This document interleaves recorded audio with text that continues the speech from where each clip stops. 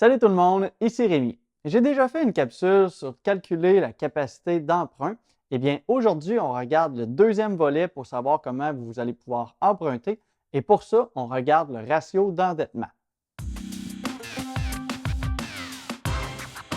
Je saute directement dans le sujet et en gros, le ratio d'endettement, c'est un chiffre qui se calcule en prenant tes obligations financières et en les comparant avec tes revenus.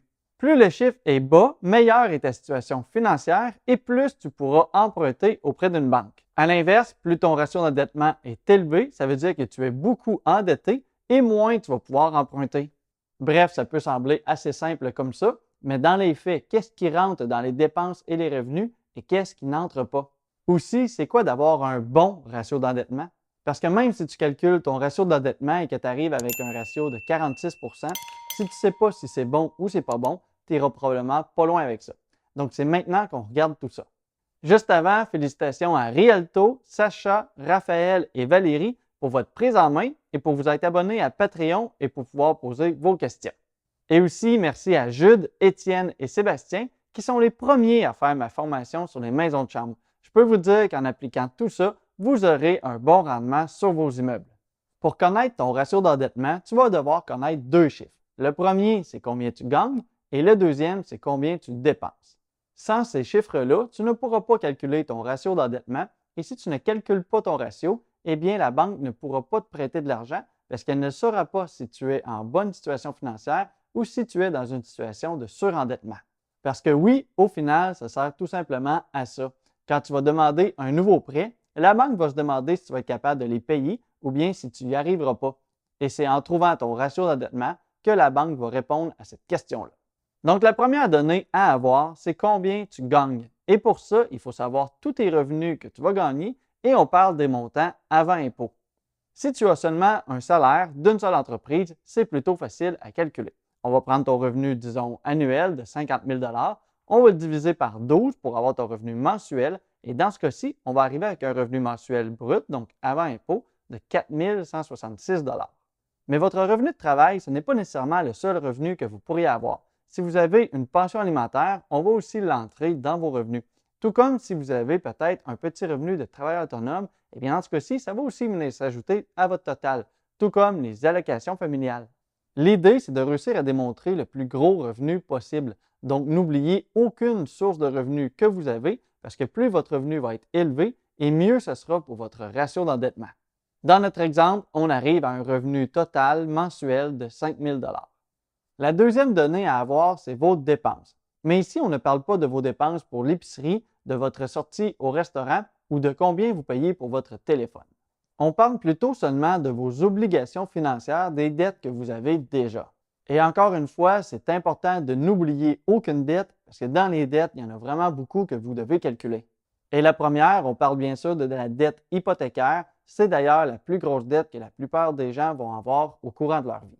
Si vous habitez en loyer, vous n'allez quand même pas échapper à votre ratio d'endettement. Vous allez devoir rentrer votre loyer dans les dépenses. On parle aussi de votre prêt auto, d'un ou des prêts personnels que vous pourriez avoir. On calcule aussi le minimum mensuel que vous devez payer sur vos cartes de crédit ou sur une marge de crédit. Et aussi, on va même calculer si vous avez une pension alimentaire à payer. Dans le calcul, on ne va pas prendre en compte le montant total des dettes que vous devez, mais plutôt le montant mensuel que vous devez rembourser afin de pouvoir payer vos dettes. Et en plus, on parle aussi de d'autres obligations financières mensuelles comme les taxes municipales ou les taxes scolaires, mais aussi l'assurance vie et même les assurances habitation et les assurances auto. Comme il y a quand même plusieurs chiffres au niveau des dépenses, je ne vais pas prendre le temps de toutes les dire, mais j'ai mis ici dans le tableau. Et au final, on arrive avec un montant mensuel des dépenses de 2 300 $. Maintenant qu'on a nos deux chiffres, il suffit de prendre notre montant total mensuel des dépenses et le diviser par le montant total mensuel des revenus. Et dans ce cas-ci, on arrive avec un chiffre de 0,46. Pour le mettre en pourcentage, on fait tout simplement multiplier par 100. Et dans notre cas, on arrive avec un ratio d'endettement de 46 Maintenant, il suffit de savoir, est-ce que c'est bon ou c'est mauvais d'avoir ce ratio-là? En fait, avec un ratio d'endettement à 46 selon le barème établi par les banques, ça veut dire que ta situation financière n'est pas bonne et dans ce cas-ci, elle est même considérée comme critique. Parce que pour avoir un très bon ratio d'endettement, le chiffre doit plutôt être en bas de 30 pour avoir un ratio d'endettement qui est considéré comme correct, on parle plutôt entre 30 et 36 %. Et en haut de 36 %, ce n'est pas nécessairement très bon. Et si vous êtes en haut de 40 %, eh bien là, ça devient quand même critique. Ce que ça veut dire, c'est que si tu as un ratio d'endettement dans ce cas-ci à 46 %, eh bien la banque, si jamais tu vas l'avoir pour acheter une nouvelle auto et avoir un prêt auto, eh bien elle ne te prêtera pas parce que selon ses calculs, ça veut dire que tu n'arriveras pas à rembourser son prêt. Mais à l'inverse, si ton ratio d'endettement est de 22 %, eh bien dans ce cas-ci, n'importe quelle banque va t'ouvrir les bras à grand ouvert dans le but d'aller faire un prêt avec elle parce que ton ratio d'endettement est très bon et que ta situation financière doit être aussi excellente.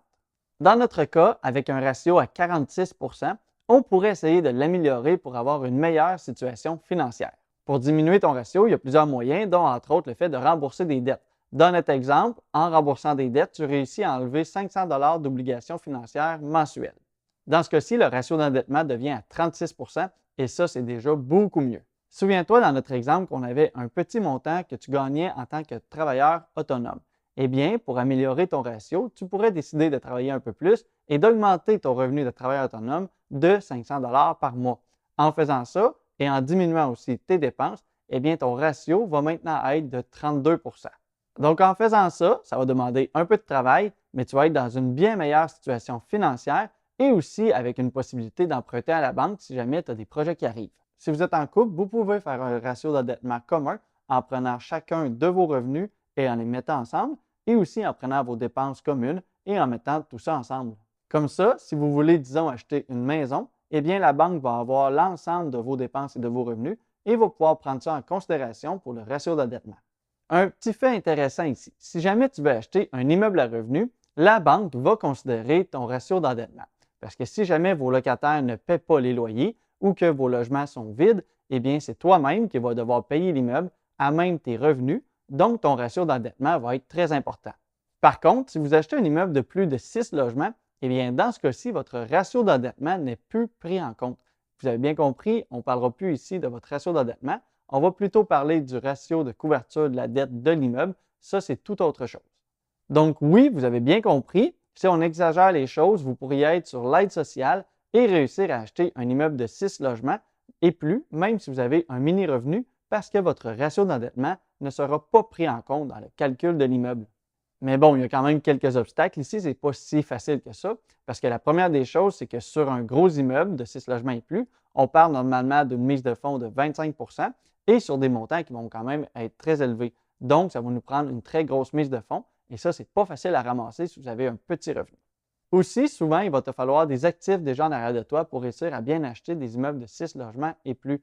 C'est-à-dire que si tu veux acheter un 6 logements et plus, même si tu as déjà la mise de fonds, ça pourrait quand même être compliqué si tu n'as aucun autre actif derrière toi et si tu as un tout petit revenu. Bref, travaillez sur vos finances pour avoir idéalement un ratio d'endettement en bas de 30 % et minimalement en bas de 36 %. Apprenez à le calculer et aussi voyez comment une diminution des dépenses ou une augmentation des revenus vient influencer sur le final de votre ratio d'endettement. Plus vous maîtriserez ce chiffre et que vous êtes capable de démontrer que vous connaissez les facteurs qui influencent tout ça en avant de votre banquier, eh bien, il va être de plus en plus à l'aise pour pouvoir vous prêter de l'argent pour acheter un immeuble à revenus. C'est donc important et intelligent de bien comprendre ses finances.